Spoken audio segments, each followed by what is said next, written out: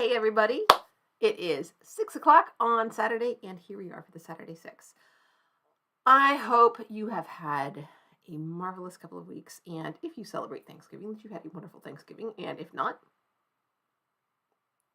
I was thinking to say that you didn't, but that doesn't quite scan either, so I don't know. I hope you had a wonderful day, whether it was an official holiday or not an official holiday.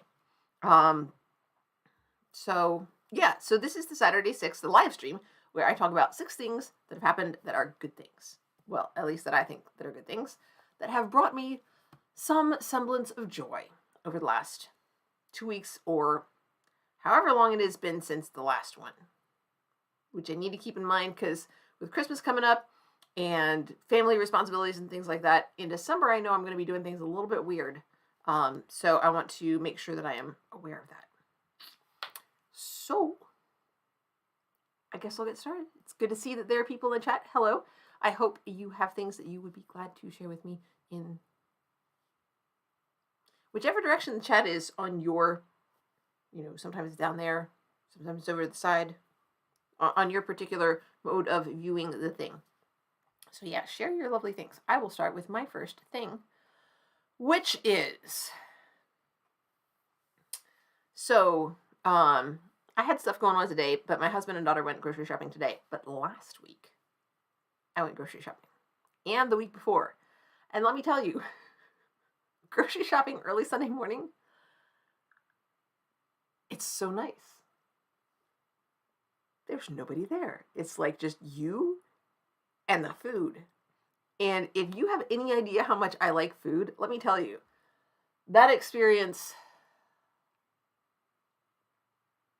I don't know. If it was like late at night, it would be a little on the creepy side, but it wasn't. It was just like first thing in the morning. It was peaceful. It was easy. They had what I wanted. It was, it was right there. That was so nice. I didn't have to go around people who were in the aisle. I didn't have to, I got to park close to the store. Yeah, I guess. And I mean, even with a holiday coming up, like here in the States.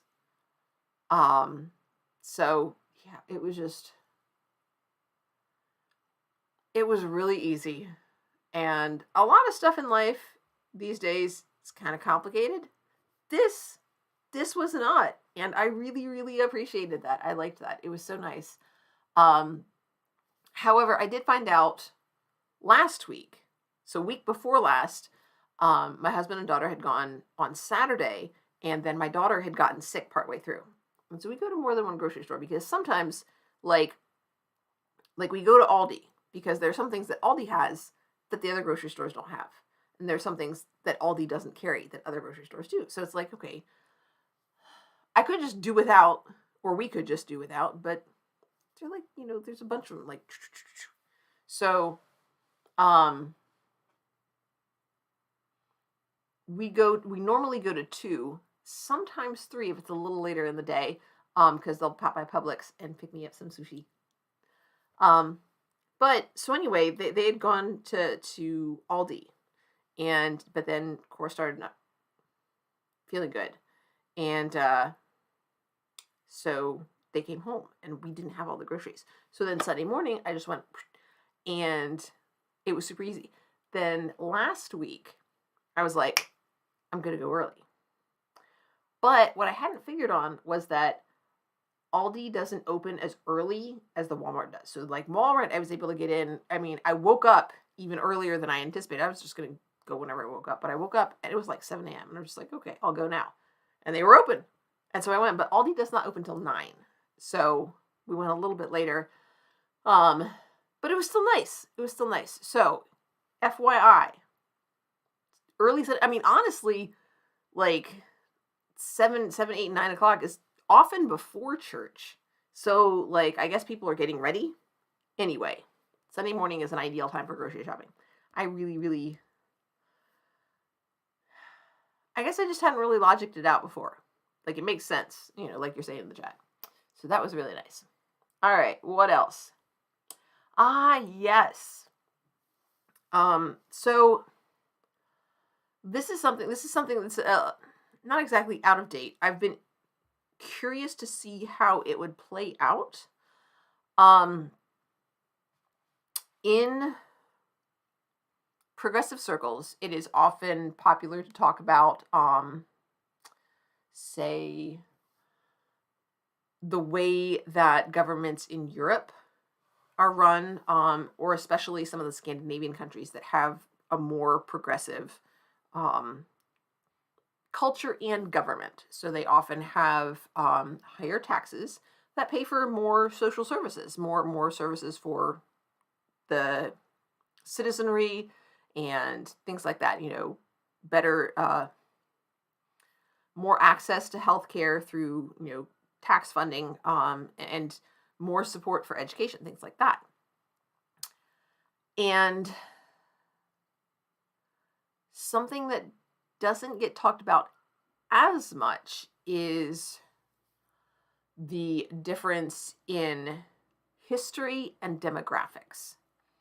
And Scandinavian countries are much not obviously not completely homogenous, but much more homogenous than the United States is, and also do not have the extent of the colonial history that the United States does. Brazil, on the other hand, shares a lot of that with the United States. Additionally, geographically, there is a lot more overlap between Brazil's resources and the United States. Also, similar issues with scale, although the United States is a larger country than Brazil as well. But that's still significantly closer in scope to Brazil than to, say, Finland or Sweden, which are like significantly, they're more like, one of the, I lose track, capital S, lowercase s. Like they're more like, say, New York State rather than the United States in terms of scale.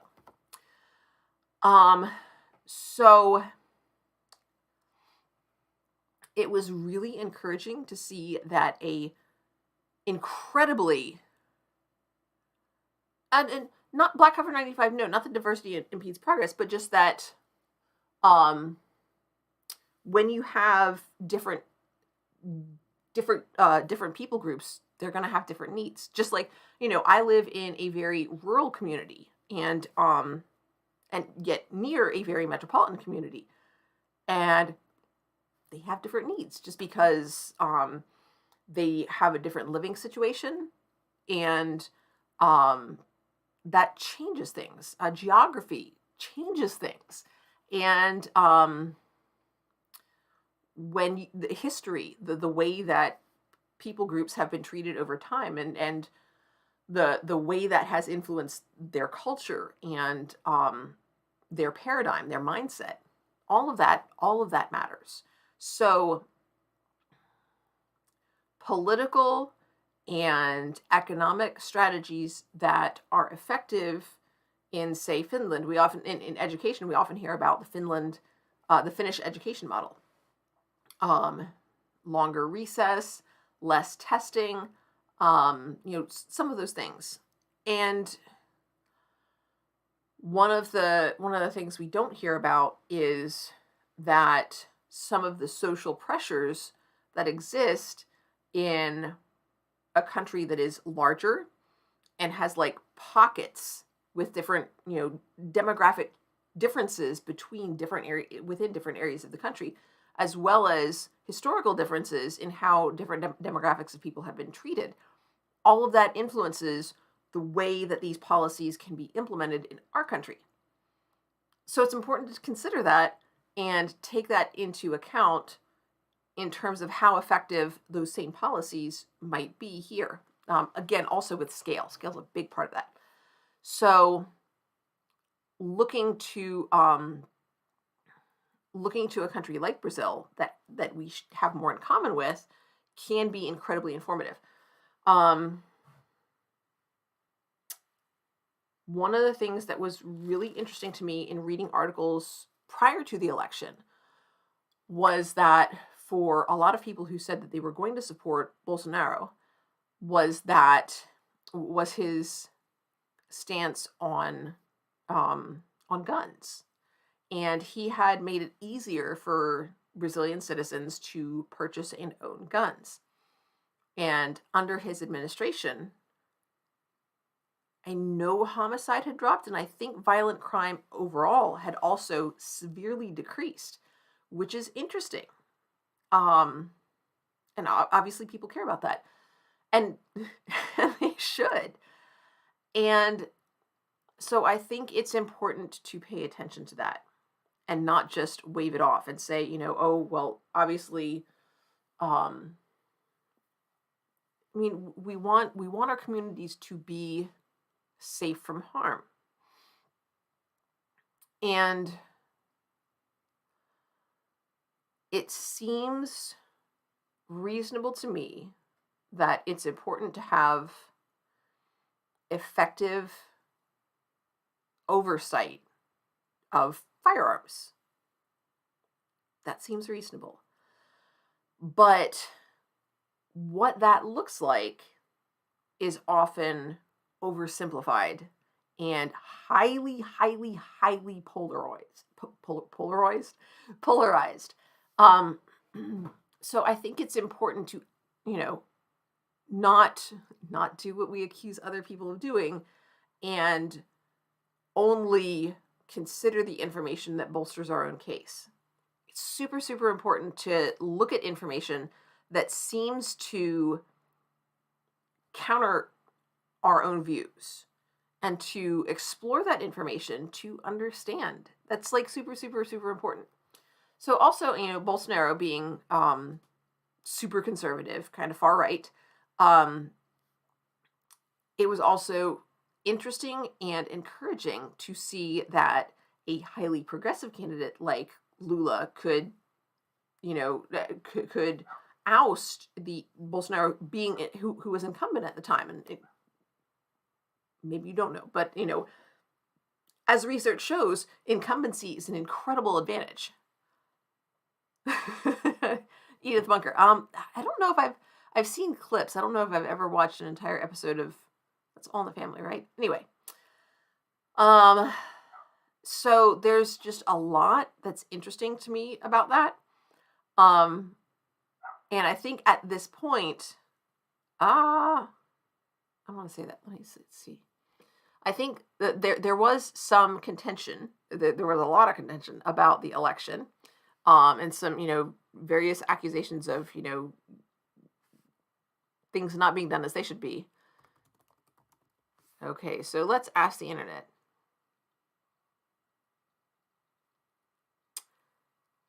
So at the beginning of November, he did not concede. And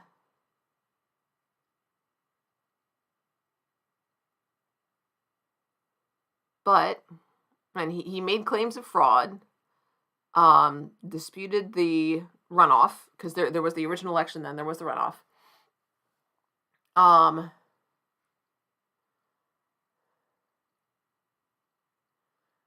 So there is, I'm trying to think how to put this. Maybe it's because I'm in a different country, and so I'm seeing things, I'm seeing things differently. But I'm not hearing about a huge groundswell of support from people in Brazil for Bolsonaro's claims of the election being stolen, basically. So I feel like we're kind of learning from each other. And that makes me tentatively hopeful about future elections in the US. So yeah, it was interesting to see how the government and the candidates and the media in Brazil responded to the developments of the election. So yeah, that was interesting, and I felt good about it. It made me feel good. All right, so world news, and yes, something small. One of the things that I've been thinking about over the last several Saturday Sixes is what, for me, constitutes good news. And so there's a lot of stuff about like pets and cute animals doing stuff, and also people having fortuitous stuff happen to them. And I'm not like, luck, not so much, not what I'm really looking for. But when I went grocery shopping early Sunday morning, I knew I was not going to be able to get my sushi as a treat for my lunch. But there's a McDonald's near the grocery store. And let me tell you, I love McDonald's breakfast. It's so good. Like, I eat a fair amount of junk food. And I know people who try to eat healthy and try to avoid junk food. And then they, go to some place like McDonald's or another fast food joint and they have, a meal. And they're just like, oh, I can't believe I used to like this. I eat it and then I just feel bad. That never happens to me. Like, ever. It's just really good. And my favorite is the sausage, egg, and cheese McGriddle. Also love McDonald's hash browns. Just nice, crispy around the outside and then fluffy in the middle. Oh, love it. But in general, I like potatoes just about any way that they're prepared. Potatoes are great. But the sausage, egg, and cheese McGriddle in particular, it's so good. It's so good. Like, you have the slight, it's not heat spicy, but the seasoning, the mix of, zinginess in the sausage itself, in the sausage patty, contrasted with the richness of that American cheese. I don't know if it's the kind that's wrapped up in plastic or if it's just the slicey kind. Don't know. Don't care. Maybe it's even like cheddar. I don't know. But the fat in the cheese and the zinginess of the spice in the sausage, delicious. And then they have that folded up scrambled egg bit, and it's nice and fluffy. And then on the outside, you have not a biscuit, which, don't get me wrong, I like the biscuit as well, but these pancakes with little chunks of syrup flavored bits in them. So you have this soft, fluffy outer layer that has hints of sweetness and maple flavoring. And all of it, you have these different flavors mingling in different amounts depending on where you're at in the sandwich. Because the cheese kind of hangs off the edges a little bit in the corners because the cheese is square. And then the egg piece is like, it gets cooked in a sheet and then folded up and then reheated, let's be honest. And so that's square as well. But the cheese is not on top of the egg. The cheese is on top of the sausage patty, which is round. So like you get different flavors, like different amounts of egg and cheese. If you're in the corner, you get more egg and cheese and less sausage and less bun. But as you go to the center, that changes and you get even amounts of egg, cheese, sausage, and bun. And it's just delicious. It's delightful. I love it so much. I could have one right now and enjoy it. It's that good. It makes me happy.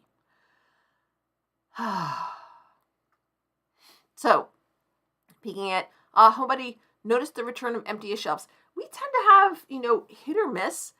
The last 2 weekends that we've gone, we usually get some Sprite. Nope. No Sprite to be had. When I went the weekend before that, there was almost no, there were no 2-liter bottles of soda on the shelves. I think we had 3 bottles of Mountain Dew and I saw a bottle of like blue. It wasn't Fanta. It might have been Schweppes something, but I was just stymied at like the emptiness of that particular shelf. Got just about everything else. Soda, not so much. IDK. Yeah, Rose. McDonald's breakfast. Love it. Hey, McDonald's, if you see this and you want to like send me free coupons, I will totally take them. So, moving right along. Potatoes. Okay, so this was interesting, and I'm going to put an article, a link to an article down in the description after this is over. So, this is something that's been going on for a while, but I decided to add it to this stream because this article that I read this past week surprised me. It mentions one of the parks near where I live. It mentions Cloudland Canyon, which I'm going to look. It might actually be my, whatever the behind the profile picture on YouTube is. Oh boy. Okay, do the thing, load. Is that Cloud? No, that's from Rock City. I do think it's on, if you want to look at my Patreon, I think it's the picture, the like landscape picture there. I think that one's from Cloudland Canyon. Anyway, so this talks about Cloudland Canyon being one of the ones that have all-terrain wheelchairs now. And one of the people that they feature in the article is a travel blogger who is a graduate of the school where I teach. And I had this former student now in class. And it's just, I'm like, that it's not that unusual of a name, but the fact that this is a travel blogger in a wheelchair, and they're talking about Cloudland Canyon, I'm like, so I'm scrolling, I'm like, hey, it's Corey! So that was really neat. Just to see, it's, I guess, small world type thing. So yeah, people who are, who use mobility devices such as wheelchairs can get all-terrain wheelchairs at some United States national and state parks that allow them to use the trails or even sometimes go off the trails. So it's pretty cool. It's an interesting program, and I think it's something that is interesting and worthwhile.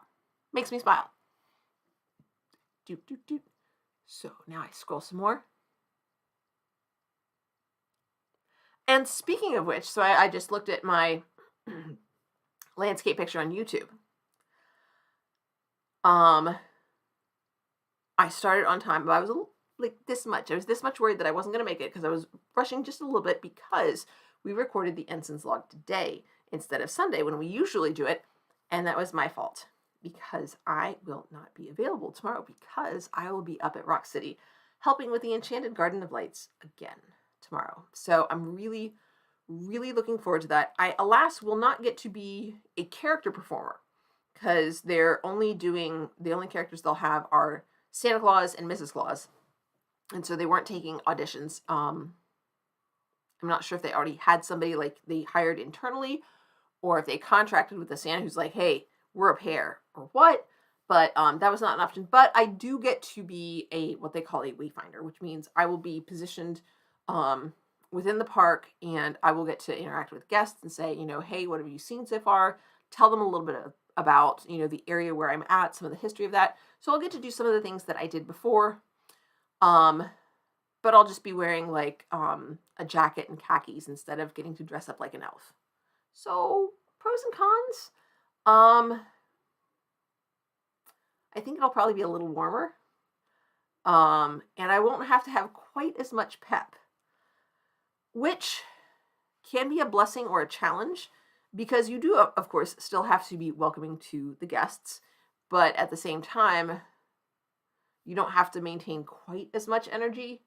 But on the other hand, you can't rely on your character for the energy and just like fake it through. It has to seem more natural. So I don't know. Black Cover 95. Speaking of the Ensign's Log, yeah, I don't think there's a new episode as of yesterday. I think it came out last week. So yeah, Kane. Corey seemed, in the article, he seemed really positive about it.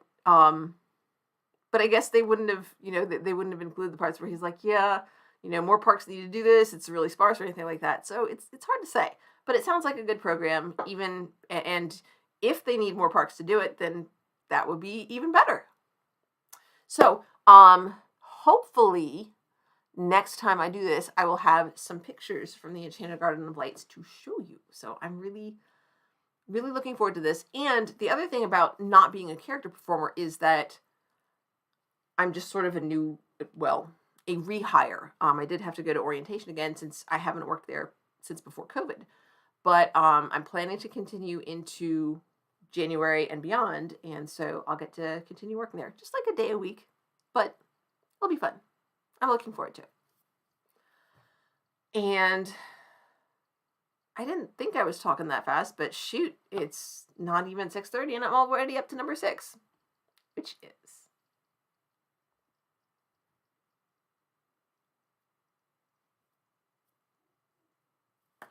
so I think I talked about it on the stream that I worked really, really hard to put together a conference proposal for the annual conference for Georgia, for the Georgia Council of Teachers of English. I think that's correct. And they said yes. So at the beginning of February, I don't know if it's the weekend when I would normally do a Saturday 6, but I will be heading to the University of Georgia. We will have the conference at or near their campus, and I will get to talk about the process of developing the world literature curriculum with one of the other teachers in my department, and how some of the new legislation has affected what we're trying to do and some of the concerns that have been raised in our community and how we're dealing with that. Yes, y'all, I have been like sitting on this thing.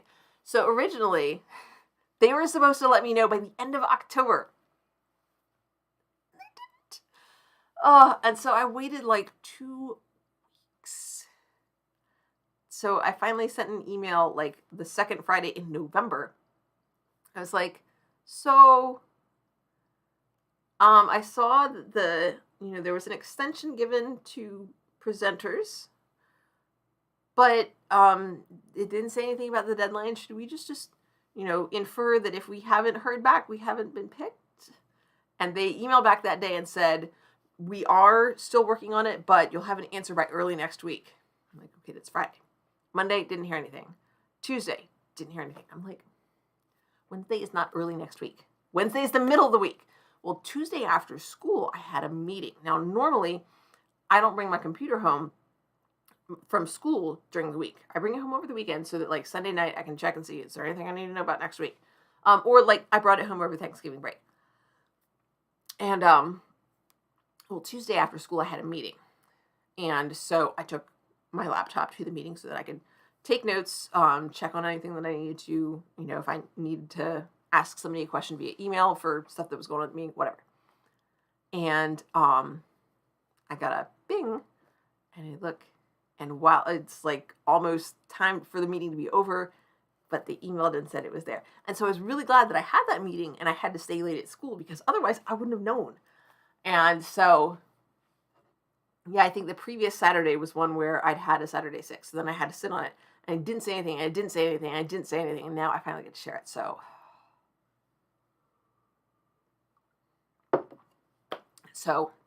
the Friday before break, we turned in I sent our administration, we sent in a request for professional leave along with here are the costs, and here's the proposal for the presentation that was accepted, and here's a rationale for why you should let us go. So I can't imagine that they'll say, no, you can't go. I'll be really upset if this will I'll like have to come back and edit this thing and say this is no longer, because it would really suck if they said, no, you can't go. I can't imagine they'll do that. They might say, you have to pay for, the registration, or you have to pay for the hotel, or something like that, which that gets kind of pricey. So fingers crossed the school system will pay for, exactly, homebody, fingers crossed the school system will pay for most, if not all of it. We'll see.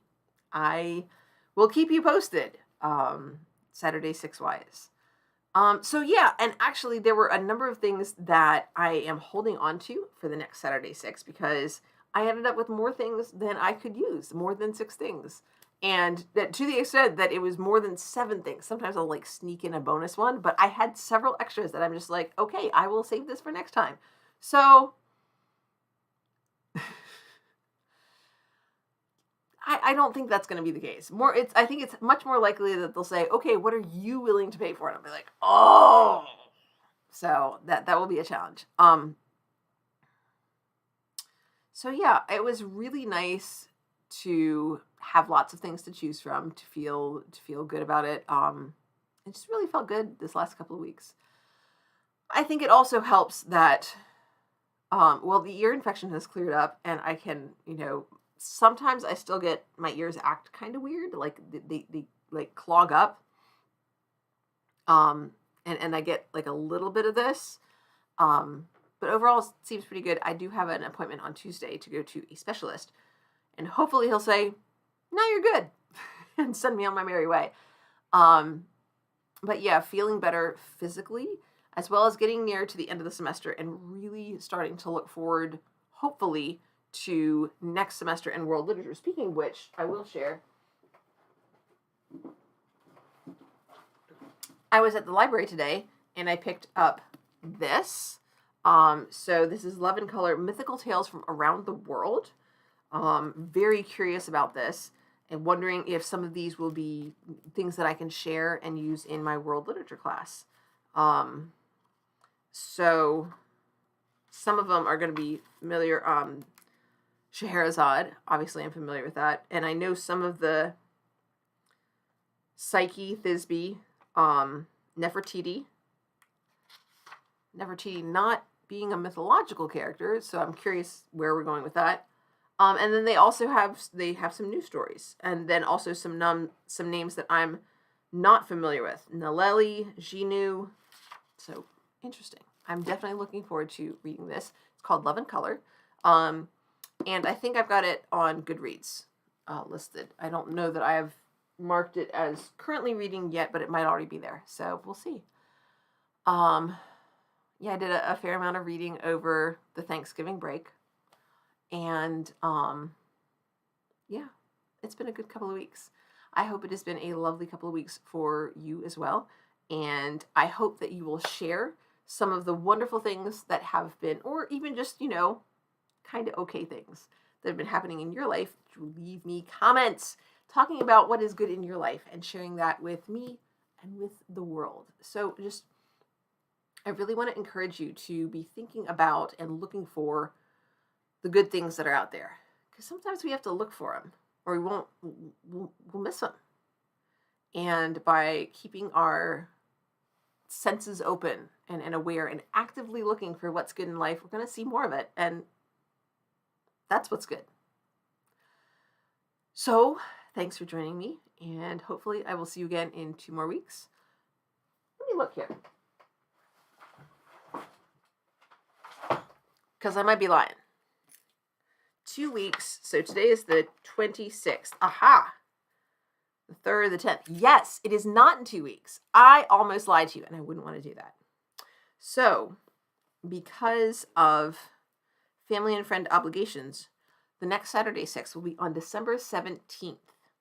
All right, so that'll kind of split, because then that also means that we are not having a Saturday 6 on Christmas Eve. We're also not going to have a Saturday 6 on New Year's Eve. So the one after that will be on the 7th. So we're going to go 3 weeks for the next one and then 3 weeks for the following one. And then I think we'll be back to normal. So, and I think this does coincide with what Steve's planning for Ask Away as well. I think the 17th not, but I think because I'm doing 3 weeks and 3 weeks, I think I'll end up getting caught up. If not, we'll figure it out. Or not. So thanks so much for spending some time with me, and I hope you have a wonderful rest of your weekend. And don't forget if you want to support the channel and what I'm doing in the classroom, you can join my Patreon, which is linked down in the description, patreon.com/DanaNicoleDares, and that's where I cuss. So if you don't like cussing, I guess you could be a patron and not watch the videos if you want. That's perfectly fine with me. But more than anything, please leave me comments telling me down in the comments what is going on that is nice in your life. Thanks so much for sharing this time with me, everybody. Bye for now.